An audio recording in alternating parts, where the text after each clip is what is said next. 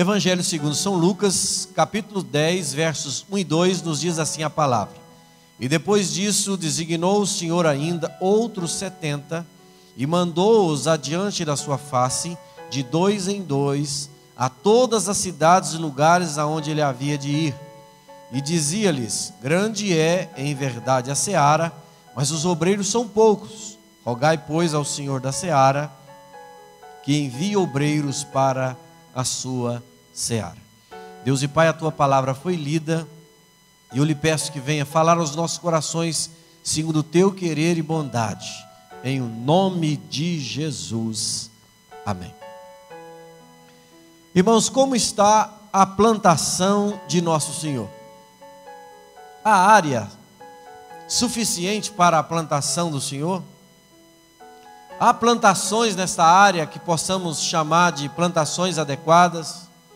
Há abundância de alimentos a serem recolhidos nessa grande plantação de Deus? Há celeiros para todos os alimentos a serem recolhidos? Tenho viajado pela região do Centro-Oeste, e lá no estado do Goiás principalmente, gente viajando por ali encontra aqueles silos grandes, mas grandes, aqueles depósitos de cereal assim. A vontade é ficar olhando aquilo, ver como isso pode ser construído e o que tem de tanto cereal aí dentro. Será que há silos para recolher todo o cereal a ser recolhido nessa seara? Quem, o dono da terra, confiou a plantação e a colheita nessa grande plantação? Será que foi aos anjos, né? Ou foi aos homens? Há trabalhadores para esse serviço todo e essa grande seara e colheita que aí está para ser plantada nessa plantação e colhida nessa linha? Irmãos, vejamos primeiramente nessa parte introdutória no que consiste ser um obreiro do Senhor Jesus Cristo. E eu estou falando aqui para pessoas que já têm desenvolvido esse trabalho, falando para as pessoas que têm desenvolvido parcialmente esse trabalho, e muitos, lamentavelmente, não têm cumprido esta porção bíblica, essa parte de instrução da palavra do Senhor. Irmãos, ser um discípulo de Jesus consiste em ter o Senhor Jesus como Salvador, o único caminho, a verdade, aquele, irmãos, que é o nosso mediador, aliás, o único mediador entre Deus e os homens, é ter o Senhor Jesus como Senhor. Ele não é apenas o Salvador, Ele é o Senhor, aquele que dirige a vida. O Senhor Jesus Cristo é para essa pessoa o objeto de sua adoração. Será que as coisas espirituais, elas alcançam a maior parte daquilo que você pensa, sonha e projeta? Pense nisso. Esse discípulo de Jesus, ele evangeliza, mesmo que ele não seja um evangelista de carteirinha, mas ele evangeliza alguém no trabalho, na estrada, na escola. Ele fala de Jesus para as pessoas que estão à sua volta. Ele tem esperança de que Jesus vai voltar e que ele faz parte de uma pátria superior e um dia ele será recolhido para estar junto de seu Senhor. E ele também faz parte de um corpo. Ele participa de um corpo chamado corpo místico de Cristo, da igreja de Jesus, participa de uma comunidade e nessa comunidade desempenha funções, trabalha, serve e exercitado e exercita. Irmãos, esse capítulo 10, começa o evangelista dizendo, ora, e depois disso. Então nós temos que observar o que vem antes dessa chamada comissão, não pode ser chamada de a grande comissão, mas desse comissionamento de Nosso Senhor, aqueles 70 discípulos, algumas versões trazem 72, um problema aí de manuscrito. Então no capítulo 9 nós precisamos observá-lo mais detidamente. No capítulo 9, o verso 1 e seguintes, o Senhor Jesus comissiona 12 discípulos com missões ou com uma missão especial, e o Senhor Jesus dota esses discípulos de poder. O Senhor Jesus dá a eles poder para curar, para expulsar demônios e para anunciar o reino de Deus. A fama de Jesus cresce, e quando Jesus chega em Betsaida, versículos 9 do capítulo 10 em diante, nos diz que ali o Senhor Jesus Cristo multiplicou 5 pães e 2 peixinhos, e mais de 5.000 alimentou. Irmãos, logo após, Lucas narra que Jesus faz uma pergunta para os seus discípulos, Então Pedro declara que Jesus é Senhor. Versos 18 e seguintes. Versos 23 em diante do capítulo 9. Cada discípulo deve levar a sua cruz. Daí a pouco a Bíblia diz que Jesus se transfigurou naquele monte. E o Senhor passa a falar do alto custo do discipulado, nos versículos 57 até o final do capítulo 9. Então vem o evangelista e diz assim: e depois disso o quê? Depois disso tudo que eu acabei de mencionar aos irmãos, que nós encontramos no capítulo de número 9. No capítulo 10, o Senhor Jesus comissiona esses 70 discípulos, ou 72, e a obra dos 12, nós podemos concluir que ela não foi suficiente, foi pouca. A obra desses 70, Jesus entendia que seria pequena, comparado à sua ou à necessidade do reino. E aí o Senhor Jesus Cristo faz uma espécie de desabafo, quando ele expõe sobre a seara e os ceifeiros. Até o Senhor Jesus Cristo exclamou da necessidade ministerial, das dificuldades ministeriais, para com a pouca quantidade de obreiros que querem trabalhar no serviço santo e na seara santa. E eu quero falar nessa noite sobre o tema, uma grande seara com poucos ceifeiros. Primeiramente, baseado no capítulo 9, tentando responder a uma pergunta de por que são poucos os ceifeiros. Talvez venha a resposta no capítulo 9, quando nós vamos estudar aí. São poucos porque precisam tomar a cruz diariamente. Irmãos, na verdade, eu e você, nós queremos alguém para nos ajudar a carregar a nossa cruz, não é assim? Nós passamos por a nossa família, às vezes nós queremos que nossos pais, já idosos, velhos, com toda a sua carga de obrigações, sustente-nos, às vezes até financeiramente. Muitos querem que a coisa seja assim, não é? Outros passam para os familiares, extensivo a primos e outros mais. Uns querem que os vizinhos ajudem a carregar a cruz. Às vezes outros querem que a igreja faça tudo. E muitos de nós queremos que o Estado resolva todo o nosso problema. E não vai resolver. Talvez você pense assim: no final das contas, o governo vai dar um jeito de fazer a água sair da rocha. Não vai. Irmão, se o rio secar, nós vamos ter que arranjar um lugar para beber água longe daqui, se quisermos sobreviver. As autoridades nada podem fazer, elas são impotentes para resolver todo o nosso problema e carregar a nossa cruz. Parte é nossa. Nós olhamos, irmãos, a escuridade da nação, essa seca medonha, mas olhamos os pecados. Será que os pecados são pecados só daqueles políticos do Congresso Nacional, do Poder Judiciário, do Poder Executivo, do Legislativo? Não, irmãos, o pecado é o pecado da nação. Pois o povo, nós cometemos pecados, irmãos, não cometemos aqueles grandões que nem temos chance de chegar neles, mas a população comete os seus pecados, que Deus olha com abominação, com tristeza, com ira, para o povo. Mas nós queremos que o Estado também carregue a nossa cruz. E por que não dizer para Deus carregar a nossa cruz, não é? Mas a palavra vai nos apontar que a cruz é nossa, e nós devemos carregar a nossa cruz. Nós, irmãos, desde que iniciamos o trabalho de pequenos grupos, o trabalho do discipulado, nós estamos aprendendo a não orar por alguém apenas, ou principalmente orarmos com alguém.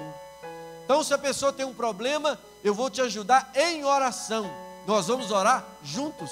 Mas não é isso que as pessoas querem. As pessoas querem municiar-se de fotos, escreve cartas e traz e põe em cima da mesa, e que outro vá lá, faça uma oração forte e poderosa e tudo se resolve. E eu e você sabemos que isso não resolve. Pode até abençoar num determinado momento, mas não resolve o nosso problema. Nós precisamos, irmãos, tomar a nossa cruz. Se fosse possível passar a cruz para outro, irmão, seria muito fácil, mas não é possível, ou talvez impossível, porque ninguém quereria tomar a sua cruz, e você teria que se virar, e eu também, com a minha e com a sua cruz. O Senhor Jesus multiplica pães e peixes.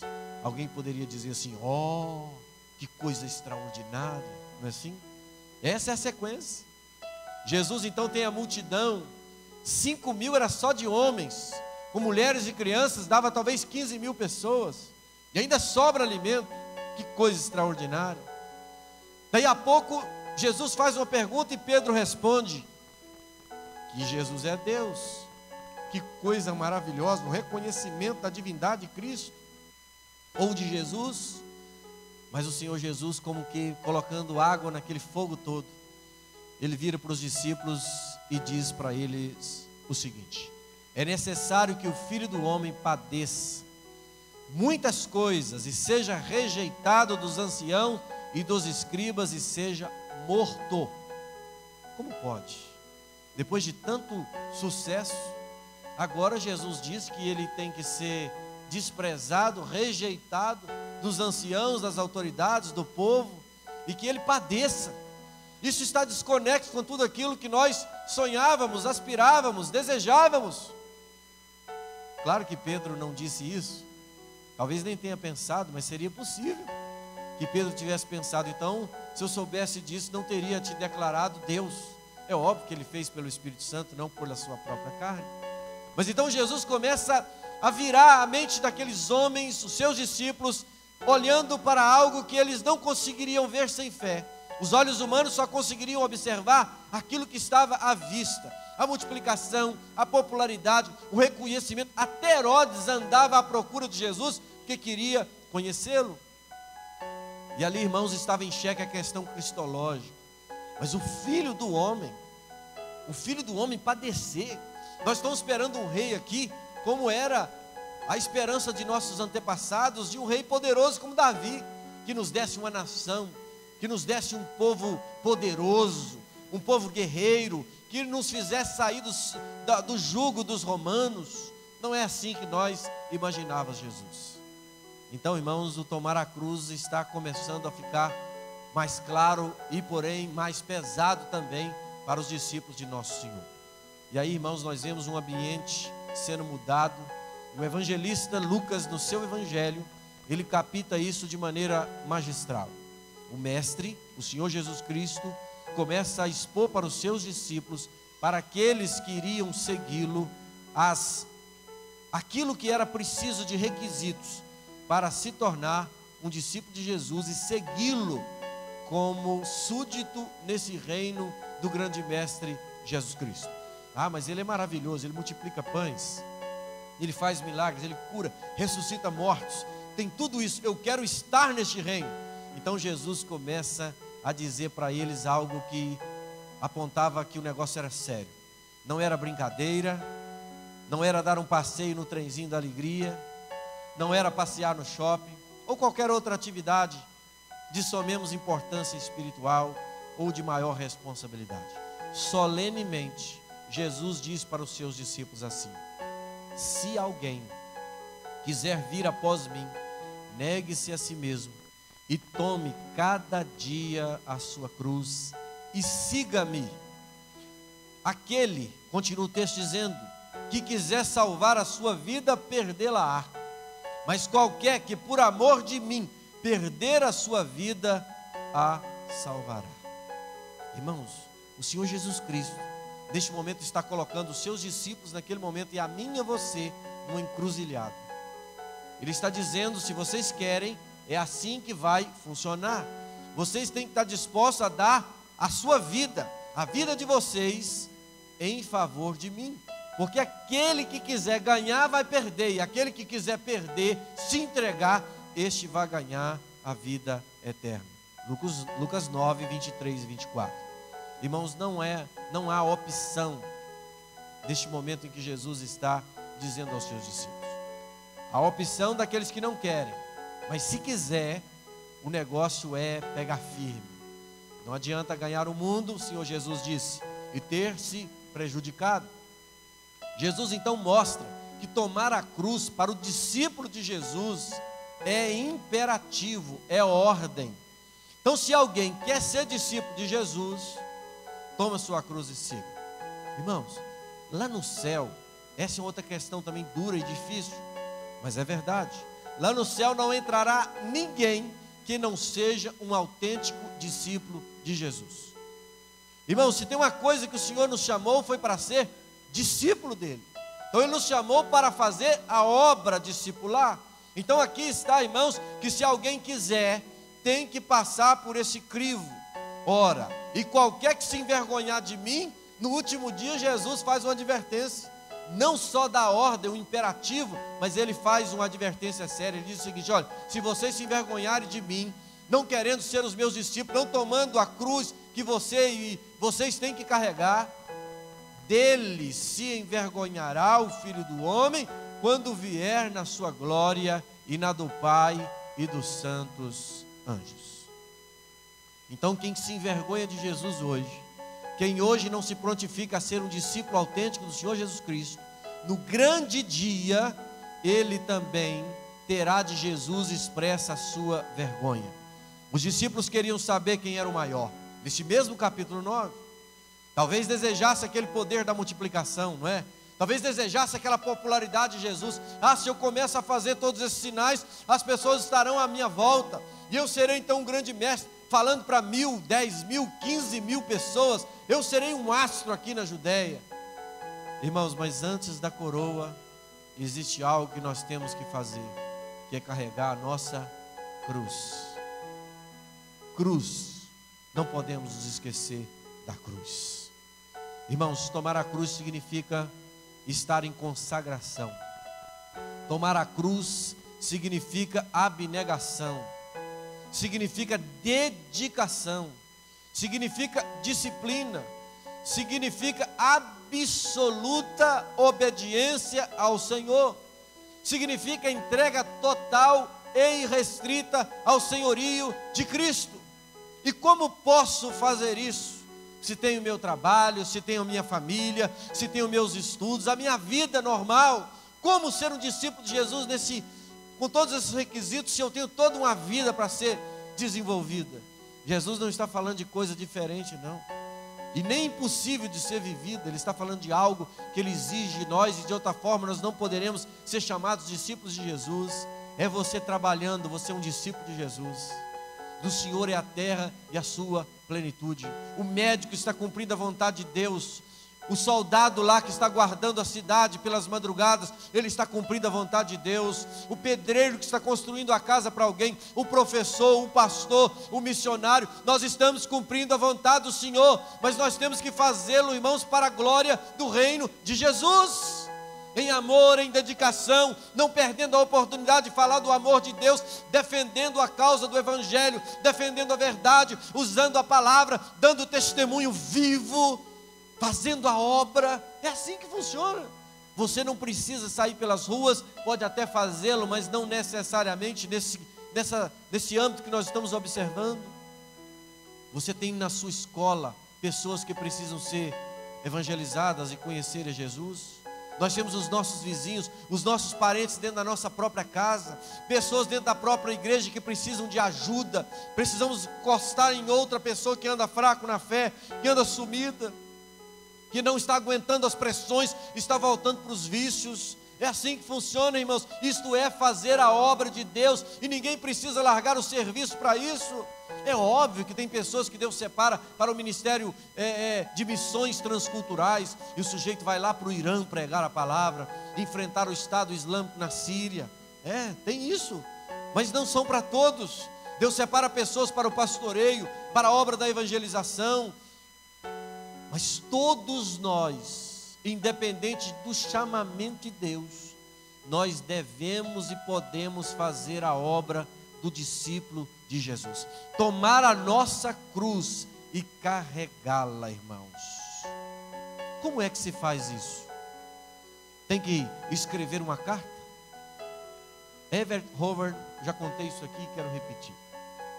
Jovem, filho de pastor, e ele, depois de orar e se consagrar por dias, Hoover foi para a igrejinha do pai dele. Ele estava na juventude, na flor da idade, mas queria servir ao Senhor. E então ele escreveu uma carta grande, de tudo que ele iria, naqueles dias de consagração, fazer para o Senhor.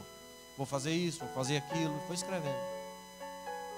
E aí, depois dele entregar aquela consagração, ele na igreja, de joelho, orou, colocou em cima do púlpito da igreja, e ele esperava que raios e trovões e chuva acontecesse um negócio extraordinário. Nada disso aconteceu. ele terminou a sua oração triste.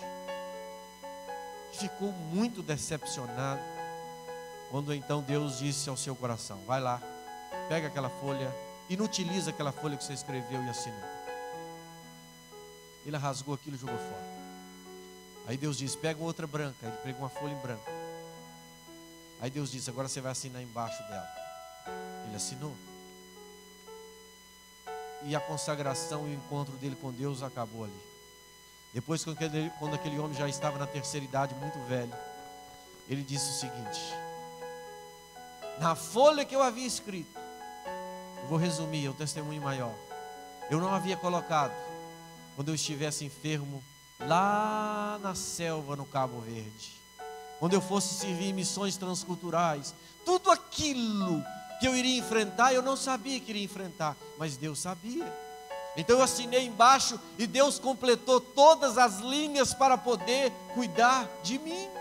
Então você pode estar pensando: como é que eu vou ser um discípulo de Jesus nesses termos que a palavra apresenta? Irmãos, não tem nada de mistério, é simplesmente eu e você dizermos o que o profeta disse: eis-me aqui, envia-me a mim. É crer, irmãos, se jogar, se lançar, e o mais Ele fará. É apenas perder as rédeas da vida, é apenas se entregar ao senhorio de Cristo, irmãos, para que nós possamos ser discípulos produtivos na seara de nosso Mestre. Mas talvez poucos são os obreiros, pois poucos querem carregar a sua própria cruz. Eu digo para os irmãos, o quanto de trabalho pastoral que nós temos para tentar resolver problemas. A igreja não avança porque nós ficamos a cada dia, irmãos, cuidando de coisas para trás. Problemas pequenos de conversa, de malquerência, de casais com problemas, de coisas triviais. Irmãos, se nós de fato entregarmos a nossa vida a Cristo, a igreja passa a caminhar para frente. E nós caminhamos, irmãos, às vezes corremos de um lado para o outro apenas para manter as coisas no seu devido lugar.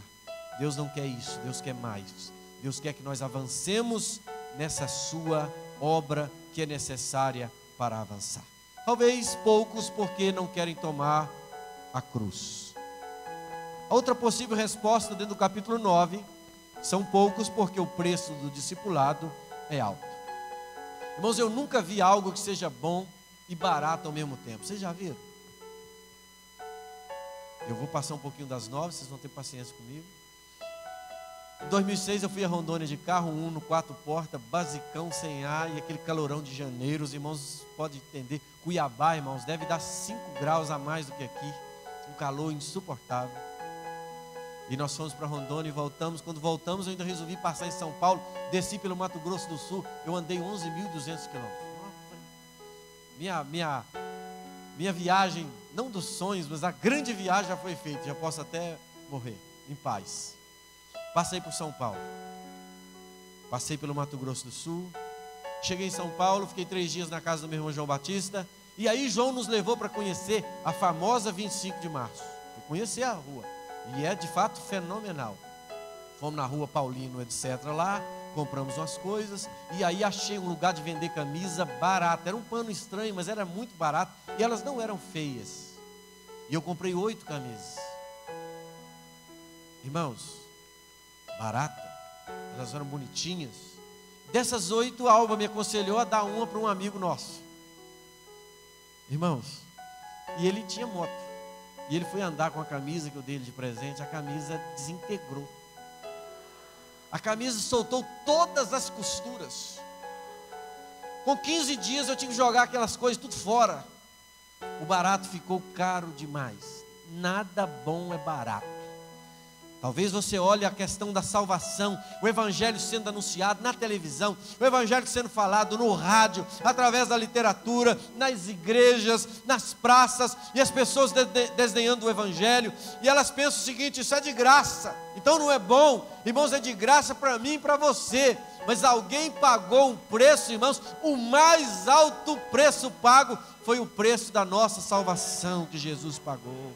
O preço do sangue, irmãos, não foi com ouro, não foi com prata, mas foi com seu precioso sangue que o Senhor nos chamou, irmãos, para sermos parte da família espiritual de Deus.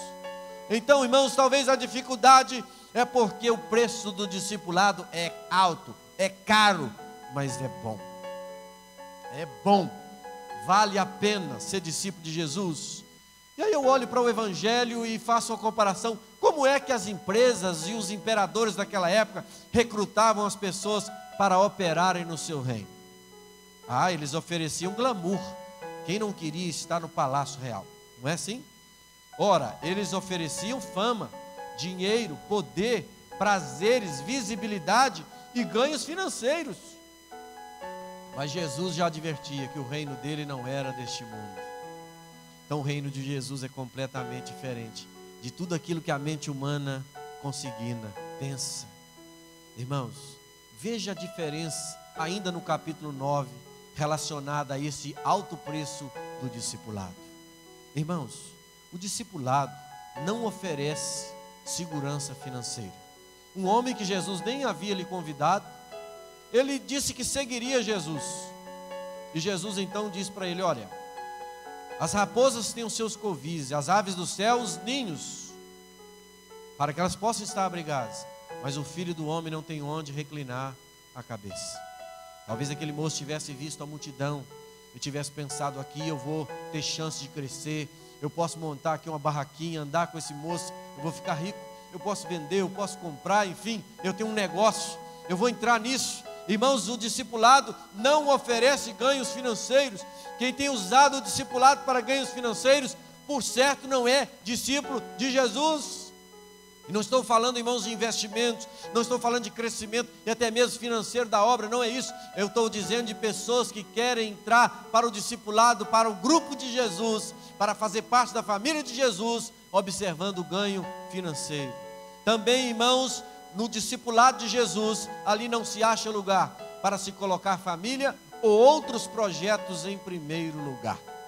O primeiro lugar é o reino de Deus e a sua justiça. E aí um outro moço convidado por Jesus, ele disse que iria, mas primeiro ele iria sepultar o seu pai. Irmãos, não era sepultar o pai dele que estava lá sob ou dentro de um caixão, não é isso. Aquele moço estava dizendo que iria esperar o seu pai ficar mais velho, adoecer, morrer. Aí depois que ele fizesse o sepultamento, passasse os dias de tristeza, aí ele iria seguir a Jesus. Irmãos, é assim que muitos têm vivido. Uns querem ganhos financeiros com o reino, outros querem fazer a obra, mas apenas depois de casar, depois de ganhar tanto salário, depois de fazer empresa, depois de ter tantos filhos, depois de os filhos casarem, depois dos filhos fazerem a universidade, depois.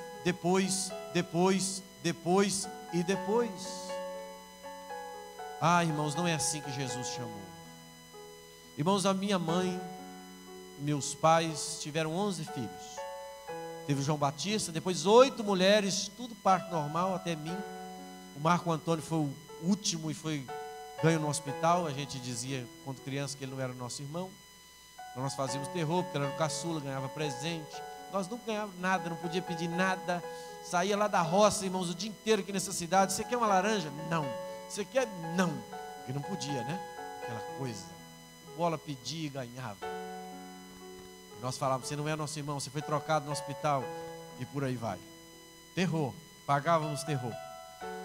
Então, quando eu seria um pastor, e eu sabia dessas histórias, isso não era muito falado, mas eu sabia disso, isso me incomodava, nunca gostava disso, de jeito nenhum, não queria o pastorado. Mas, irmãos, chegou um momento que eu senti que Deus começou a me apertar. E um dia, em 98, eu fiz uma oração assim: Senhor, eu sei que mas eu não consigo desprender, eu não tenho coragem. Eu já trabalhava na igreja, graças a Deus, eu já pregava até em outras igrejas, fazia obra, não é isso não, mas Deus queria algo mais de mim. E eu disse ao Senhor em oração assim em 98, não precisa fazer comigo como o Senhor fez com Jonas, me ajuda que eu vou. Aí demorei 2 anos de oração, Jorginho me ajudando na oração, outros irmãos mais, em segredo, para que Deus pudesse me destravar para ir para o seminário para fazer a obra de Deus. Mas se eu fosse ficar, e você também, primeiro vou fazer isso, vou fazer aquilo, você nunca vai fazer, porque sempre tem um outro projeto. Então, o discipulado também não é lugar de lembranças do Egito. Tem gente que diz assim: ah, como era bom aquele tempo de farra, ah, como era bom aquele tempo de orgia, ah, mundão, não é assim? Eles têm saudade das paneladas do Egito. Ah, irmãos, eles têm saudade do pecado.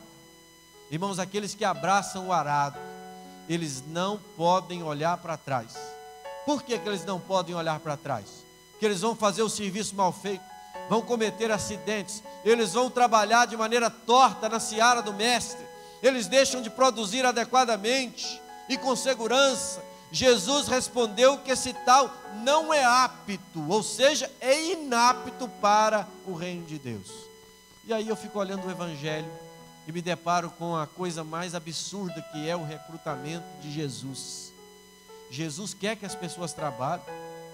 A seara, irmãos, é uma seara grande, os trabalhadores são poucos e Jesus ainda dificulta a entrada na seara. Vocês já notaram como o reino de Deus é diferente? Como?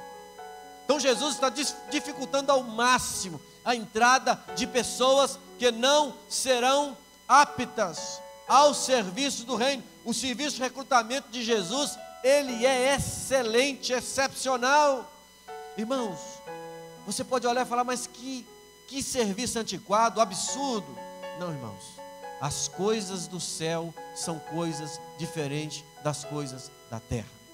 Deus não vê como vê o homem. Nós vemos e julgamos a aparência. Deus julga as coisas essenciais e as coisas espirituais. Jesus então percorria as cidades e as aldeias, e no momento certo em que Jesus está com seus discípulos, a Bíblia nos diz que o Senhor Jesus se entristece, e Mateus assim narra esta passagem de Jesus: e vendo a multidão, teve grande compaixão deles, porque andavam desgarrados e errantes, como ovelhas que não têm pastor. Irmãos, olha a sua volta, irmãos, a quantidade de jovens, de meninos, que pelas madrugadas estão como zumbis, os que cheiram, fumam crack, cheiram drogas, por essas ruas do nosso bairro. Nós tivemos que acabar com a nossa oração aqui às 5 da manhã, porque estava muito perigoso, a quantidade de noias pelas essas ruas, pessoas arrombando casas e não se envergonham, crianças, jovens metidos na prostituição, meninas com 10, 12 anos vendidas, já, irmãos, entregue para o pecado e o dano da segunda morte sobre a vida dessas pessoas. Quem é que não chora, irmãos, de ver isso, irmãos?